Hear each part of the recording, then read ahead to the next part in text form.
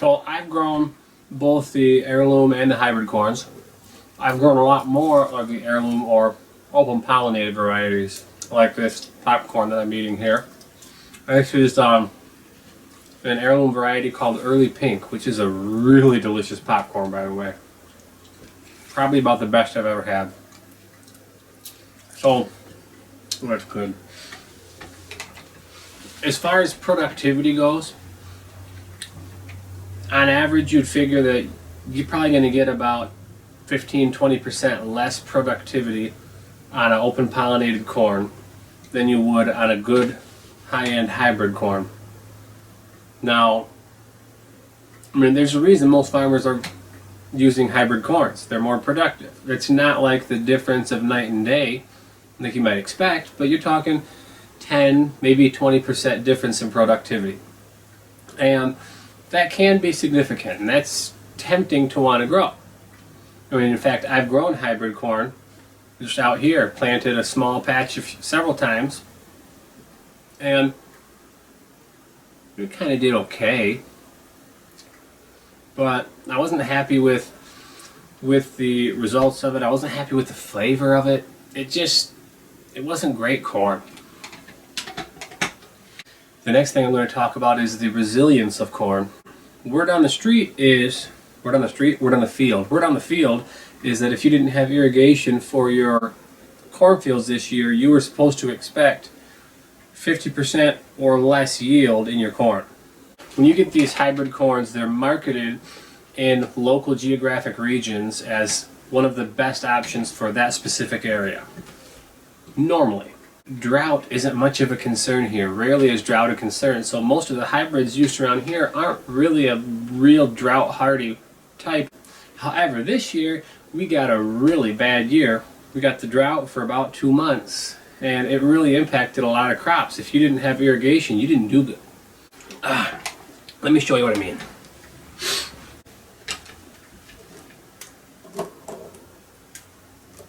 A couple of these. This is my Early Pink popcorn. Now, it's a compact variety popcorn. It's a smaller size. All popcorns are usually small, but this is a smaller one for popcorn. It's not a mini, but it's a small. So I got about this range of growth in my Early Pink popcorn. Not real bad, considering that it was a drought year. I don't like getting these little nub ears, but overall, I was expected to get about 5 ounces per ear of corn on the high side with this one. And I got about 3.5 to 4 ounces per ear. Considering that it's a drought year and I didn't really irrigate that much at all, that's pretty good. Word on the field is that if you didn't have irrigation for your cornfields this year, you were supposed to expect 50% or less yield in your corn. So if that's the case, I outperformed that with my popcorn. Now let me grab another one here. This is my Wade's Giant Indian, which is my favorite corn of all to grow. Alright, I love this stuff. And here's why. We had a drought year, right? Look at the size of these ears. This is a smaller one, more mid-sized to a little bit smaller, and it's still outperforming in size and in the weight of the corn I get from that. It's outperforming the high-end hybrid performance in the area. Just get a look at this stuff, right? We're talking between 10 and 16 ounces on these ears. Look at this thing. It's like a war club. And I have big hands. I love those colors too. So, productivity, if you find the right variety that works for your area, and this being a flint corn works great for our area, this by far outperformed anything I've ever seen before, even in a drought year. And get this, I grew this stuff in a gravel driveway. I think I irrigated a little bit, sprayed it down with the hose once or twice, but I literally grew this in a gravel driveway, the neighbor's old driveway. And I still got massive ears. Now, being a drought year, I got some smaller ears still. I'll show you what I mean here. Got some smaller ones here. Is that a smaller one? Yeah, that's a smaller one. So I got some smaller ears here. But I want you to get a look at these, right? They're still not tiny. I mean, that's your average size, mature, full ear of corn right there. This one's a little small, but it's nice and full. This one's a little small, but it's nice and full. And a little small, could be a little fuller. Drought year, severe drought for this area. This kind of corn was bred without irrigation. So it's able to withstand much more the drought years than any of the hybrid corns around here, which aren't intended for drought years. My point being, locally established heirloom varieties, open pollinated varieties of corn, you get something that's locally proven or locally selected. It's been grown and selected over time to grow better in your local area. You get a corn like that, it's going to, especially in bad years, it will outperform anything you're going to be able to get your hands on. And that's why my Wade's Giant Indian corn was ridiculously plentiful and bountiful this year. I'm going to compare that to the hybrid corn here. I only have one ear left. This is actually from the neighbor's field down the road. I grabbed a few ears that were left over after they harvested. These were sitting off next to the road, so I picked up a few. Alright. Comparing these side by side, this is one of my, this is one of my smaller ears of corn. This is a large ear of corn, minus the kernels that somebody picked off when I wasn't looking. This is a large ear for a hybrid variety around here. This is as big as they come. Look at that. There, that's more like it. Look at that. That's impressive. This is a variety that was developed not far from here in Michigan by a guy named Wade. Wade's Giant Indian corn.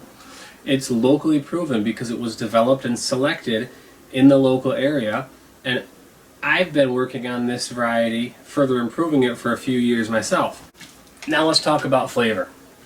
Flavor of corn. There's a lot of things that affect flavor. One of the main things that affect flavor is the phytochemicals or phytonutrients that are found in the plants, and that's the things that affect the color of them, basically. When you see different colors mean different types of flavor. Your hybrid corns are low flavor, and it's because of the type of corn they are. They're a lower protein, lower flavor type corn. It's just made to be easily digestible. So it's got a lot of the simple starches in it. But when we get into our heirloom corns, and I like the flint corns so much, like this stuff. When we get into the heirloom corns, they have a higher protein level. They have a richer, deeper flavor because less simple starches, and they have more of the complex plant materials with more flavor in them. And the different colors that you get. One of the biggest reasons I like an Indian corn, or something that's got the varying colors on it, every different color, every different shade has a different set of nutrients and a different flavor profile to it. So when you get all those and mix them together, it creates a wonderful, just a rich, deep flavor. I'm telling you what, you can't beat the flavor of this stuff right here. When it's dried out and I make a cornmeal out of it, it's the best tasting grits ever. Doesn't need much seasoning. It's incredible. I love my cornmeal grits, cornmeal mush, whatever you want to call it.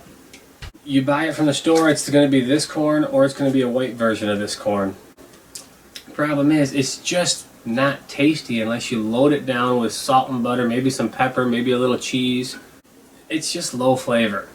I still like it, but first time you get a hold of some of this stuff, this kind of open pollinated heirloom variety of corn. You get a cornmeal from this stuff, you're gonna be in love with it. I mean, even the popcorns. I have tried a lot of popcorns over the years, especially this year. I can't find a better popcorn than this right here so far. A tastier popcorn than this early pink. I actually have some cornmeal behind me here. Reach over here. I had all three of my corns here. The popcorn, which is a flint corn. My Wade's Giant Indian flint corn, which is not a popcorn, but it's still a flint corn. And the yellow dent corn, I've ground them all into a cornmeal. They're all functional as a cornmeal. I mean, any corn can be ground into a cornmeal. Just put it in the blender and grind it. I'm going to use the flint corn first because it's just the tastiest. It just takes a little bit longer to cook because it has some harder chunks in it. The dent cornmeal that was ground from a dent corn cooks a little bit faster because it's softer starch, so it soaks up the water quicker. Alright, well, I'm going to finish my snacking here and get ready for bed because it's getting late and I still have to edit this video and upload it tonight. So I'll catch you guys later. Bye now. Right, really good.